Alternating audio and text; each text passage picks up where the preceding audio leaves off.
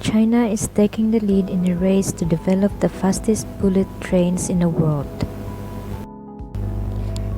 Starting with 2020, the nation will open an experimental track that will allow maglev trains to cruise with a phenomenal speed up to 1,000 km per hour or 621 miles per hour. This means that a 2,200 km trip from Wuhan to Guangzhou, two of the busiest affluent cities in China, could be completed in just around 2 hours. The world record for the fastest maglev train in the world was set by Japan Railway, which achieved a speed of 603 km per hour or 374 miles per hour on an experimental track.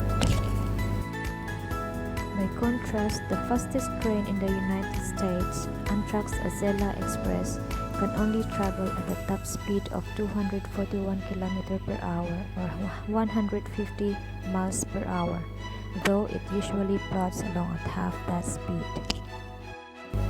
Speedy levitation. According to Changjiang Daily, the official communications office for Wuhan province, a set of experimental tracks will be laid out early next year in a province that will pave the way for the world's fastest floating trains. The 200 km section will test whether a new maglev technology can work as predicted. The track will essentially be made of vacuum tubes inside which electromagnets are cooled until they achieve superconductivity, meaning electrical resistance vanishes and magnetic flux fields are expelled from the material. In 2002, Germany introduced maglev trains to China for the first time by opening a 30 km trial track that allowed passengers to travel from downtown Shanghai and the city's airport at a speed of 430 km per hour. Since then, China has opened more than 30,000 km of high-speed rail, making it the largest such network in the world. Instead of using wheels on a track, maglev trains float above the track on a so-called magnetic cushion. The concept is highly similar to the Hyperloop first proposed by Elon Musk, which is currently being developed concurrently by several independent companies and nations around the world.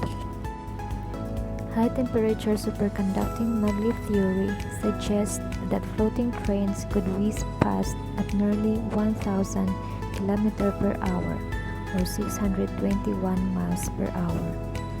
The first trial is expected to commence in 2020. If the track in Hubei-Wuhan province is deemed successful, work will soon begin on a long-distance track between Hubei and Guangzhou. There are dozens of daily flights between the two sprawling Chinese cities, but if the trip can be made in 2 hours by train, many business people will make the switch.